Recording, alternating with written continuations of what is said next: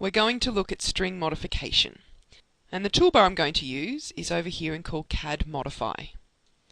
And we can move a string and accept.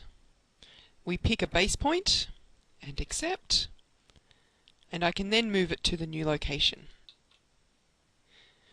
We can copy strings. Accept, pick a base point, accept. You can see the existing one has stayed where it is, and I'm going to pick that location to copy it to. And the string has been copied. We can rotate strings. So I'm going to pick rotate. I'm going to pick the rectangle and the arc, and as you can see they've both been selected. If I middle mouse click, that takes me straight into the command, and I can now pick my origin point, this point here, and accept. And now I can rotate my data, my strings, and I might pick this point here. And the data has been rotated. We will now parallel a string. I'm going to use the CAD string toolbar, sometimes known as the underpants button. I'm going to use the fifth one along, the parallel. The default for this one is to pick the full string, and I'm going to pick with direction, holding my left button down and dragging the mouse along the string and releasing and accepting. And that has given 12D a direction for this string. Direction is very important. To the left of the string will be a negative offset, and to the right will be a positive offset.